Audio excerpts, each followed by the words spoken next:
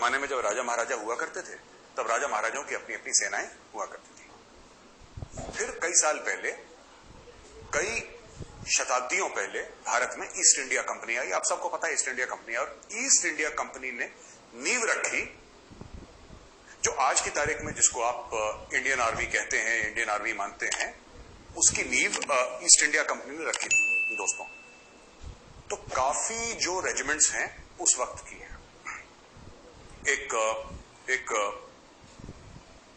एक कॉन्सेप्ट दिया गया मार्शल रेसेस का, और बोला कि साहब ये लड़ने में अच्छे हैं और ऐसा देखा गया है कि ये खूब लड़ते हैं, अच्छा लड़ते हैं, एटसेट्रा एटसेट्रा, जो भी उनका लॉजिक था। और उसके बेसिस पे कुछ कुछ रेजिमेंट्स बनाए गए। अच्छा, इसका मतलब ये नहीं कि सारी फौजें जो थी वो ईस्ट इंडिया कंपनी के अंदर ही थी, नहीं, राजा महाराजाओं के पास फिर भी अपनी फौजें थी। लेकिन ईस्ट इंडिया कंपनी ने धीरे धीरे एक एक करके, आपने सुना होगा डॉक्ट्रिन ऑफ लैप्स और ये सब की, जिसमें कि महारानी लक्ष्मीबाई की भी लड़ाई हो गई थी अंग्रेजों से कि कि ये लैप्स हो गया, यानी कि उत्तराधिकारी नहीं है, तो जिसको अगर गोद लिया है तो वो उत्तराधिकारी नहीं बन सकता। ये सब तो खूब करा अंग्रेजों ने, ये ईस्ट इंडिया कंपनी का करा कराया था। फिर 1857 में पहली आजादी की, स्वतंत्रता की लड़ाई शुरू हो गई, जिसको अंग्रेज बोलते हैं सिपाही म्यूटिनी, यानी कि सिपाहियों ने विद्रोह कर दिया। और हम लोग कहते हैं पहली स्वतंत्रता की लड़ाई, जो थी असल में पहली स्वतंत्रता की लड़ाई, क्योंकि अंग्रेज, देखिए बात यह होती है कि विद्रोह तब होता है जब खुद के देश के खिलाफ। ये तो बाहर से आए थे, तो आक्रांता थे अंग्रेज, ये आक्रांता थे, बाहर से आए थे, तो इनके खिलाफ अगर कोई हथियार उठाए तो अच्छी बात है, ये कोई विद्रोह नहीं है, ये तो स्वतंत्रता की लड़ाई है। तो वो हो गया। उसके बाद ईस्ट इंडिया कंपनी को हटाया और कंपनी बहादुर हट गई। उसके बाद आ गए अंग्रेज राजा का यहां पे राज हो गया।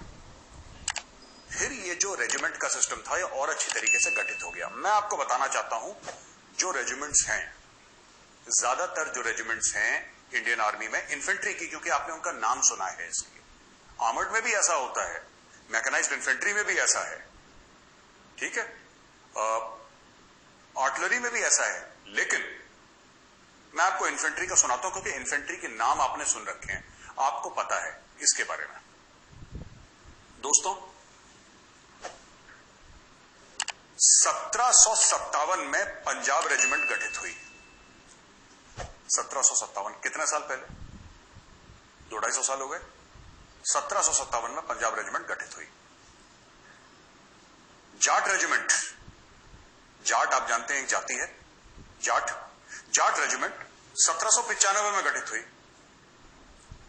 Rajput regiment, the Rajput regiment was raised in 1778, ठीक है। सिख रेजिमेंट 1846।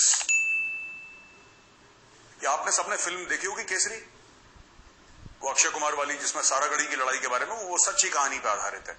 तो आपने देखा ना वो 34 सिख, उसमें लिखा होता उनकी यूनिट थी 34 सिख, और उसमें जो लड़ते हुए सब वीरगति को प्राप्त हुए, जो शहीद हुए, वो सब के सब सिख थे। तो सिख रेजिमेंट उसके पहले की बनी हुई है। सिख भी तो एक धर्म है, तो उसके पहले की सिख रेजिमेंट बनी हुई है दोस्तों। तो आप सबने, मैं आपको रेफरेंस उस फिल्म का इसलिए दे रहा हूं क्योंकि बहुत लोगों ने फिल्म देखी है, तो आपको पता लग गया होगा। मराठा लाइट इन्फेंट्री, ये बहुत पहले की है, लेकिन नाम मराठा लाइट इन्फेंट्री इसको दिया 1922 में, 1922 में है। ये इससे पुरानी है, मराठा लाइट इन्फेंट्री 1922 की नहीं है, 1922 में इसका नाम दिया गया मराठा करके, लेकिन यह है इससे बहुत पुरानी। मेरी खुद की रेजिमेंट, कुमाऊं रेजिमेंट, 1813। ये पहले हैदराबाद इन्फेंट्री हुआ करती थी। अब आप बोलेंगे साहब कुमाऊं कहां बिल्कुल उत्तर में है और हैदराबाद दक्षिण में, इसका क्या लेना देना है, लेकिन था, ये पहले हैदराबाद इन्फेंट्री हुआ करती थी, फिर उसके बाद ये कुमाऊं रेजिमेंट बनी है 1813। 1887 गढ़वाल राइफल्स, ठीक है। राजपुताना राइफल्स 1775। अच्छा, मद्रास, जिसमें साउथ इंडिया के बहुत ट्रूप्स हैं, हमारे 4-5 स्टेट हैं जो साउथ इंडिया के, उसके ट्रूप्स हैं वो, और ग्रेनेडियर्स रेजिमेंट जिसमें मुस्लिम ट्रूप्स हैं, ये 1758, और बाकी और रेजिमेंट्स का मैंने आपको बता दिया। अब दोस्तों देखिए, ऐसी कई सारी यूनिट्स, ये तो मैंने आपको सिर्फ इन्फेंट्री यानी कि पैदल सेना का बताया, ऐसी कई सारी यूनिट्स हैं आर्मर्ड में, रेजिमेंट्स हैं आर्मर्ड में, जिसमें आपको स्क्वाड्रन्स प्योर दिख जाएंगी। एक बोला खालसा स्क्वाड्रन है, उसमें सिख ही सिख है, एक मुस्लिम स्क्वाड्रन है। ये आज की तारीख में 2022 की बात कर रहा हूं, इंडियन आर्मी में ये होता है, ये है, मैंने खुद देखा है, आप पूछ सकते हैं लोगों से। ग्रेनेडियर्स रेजिमेंट है, 4 ग्रेनेडियर्स, परमवीर चक्र, अब्दुल हमीद, सीक्यूएमएच अब्दुल। किसी भी फौजी की जाति या उसका धर्म नहीं बोलना चाहिए, लेकिन क्योंकि नेताओं ने गंद डाल दिया है तो मैं इसलिए आया हूं आपके सामने क्लैरिफिकेशन देने के लिए।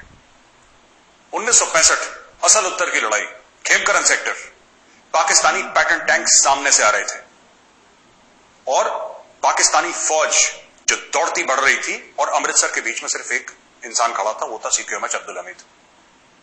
सीक्यूएमएच अब्दुल हमीद को परमवीर चक्र मिला, वो शहीद हो गए लड़ते लड़ते इस देश के लिए। वो कौन सी रेजिमेंट के थे? ग्रेनेडियर्स के थे। ग्रेनेडियर्स में है Muslims, Jammu and Kashmir light infantry में है मुस्लिम्स, राजपुताना राइफल्स में भी मुस्लिम्स हैं, जबकि ज्यादातर कॉम्पोजिशन जो राजपुताना राइफल्स का है वो जाटों का और राजपूतों का है, जो अर्स्टवाइल राजपुताना स्टेट था, आजकल तो राजस्थान बोलते हैं, और उसमें उस जमाने में हरियाणा भी था और भी कुछ कुछ जगह थी उसमें। लेकिन वहां पे आप देखते हैं, उसमें आप देखेंगे वो कहते हैं वहां पे, मुझे नहीं पता ये, मुझे एक जेसीयू साहब थे वहां पे, तो जेसीयू साहब ने बताया, मैंने बोला साहब ये आधे लड़के आपके राम राम बोलते हैं, जब सल्यूट करते हैं आधे लड़के बोलते हैं राम राम, और आधे जवान है वो बोलते हैं जय माता की साहब। तो मैंने बोला ये क्या चक्कर है, ये एक रेजिमेंट में तो एक जैसा होना चाहिए। कह रहा नहीं साहब, जो जाट हैं वो कह रहे राम राम साहब, और जो राजपूत हैं वो कहते हैं जय माता की साहब। सल्यूट करके ऑफिसर को या अपने सीनियर को जय माता की साहब या राम राम साहब इस तरीके से संबोधित करते हैं। मेरी खुद की यूनिट, मैं 17 कुमाऊं से, आप जानते हैं मैं 17 कुमाऊं से मेरा ताल्लुक है, मेरी यूनिट प्योर कुमाऊं यूनिट है। अब ये लोग कहते हैं साहब आपने जाति, धर्म, इलाका, ये सब क्यों? ये 250 साल से चला आ रहा है। ये कोई आज मोदी जी ने बोला कि अग्निवीर लॉन्च करो, उसमें ये सब कर दो, ये आज का नहीं है भाई, ये 250 साल पुरानी रीत चली आ रही है फौज की। ये सही है गलत है ये फौज पे छोड़ दीजिए, इस पर क्यों बहस करना। फौज का जो काम है फौज आपको करके दे रही है ना। जो फौज का काम है, आप अपने परिवार के साथ आराम से चैन की जिंदगी सो रहे हैं क्योंकि फौजी सरहद पे खड़ा है, और आप उससे क्या चाहते हैं? वो कर तो रहा है अपना काम, भली भांति कर रहा है, अपने जान पे खेल के कर रहा है, रोज अपनी जान पे खेलता है, रोज वही काम कर रहा है, रोज बलिदान दे रहा है। तो मुझे लगता है कि उस एक कॉन्स्ट्रक्ट में कीड़े निकालना ये गलत होगा।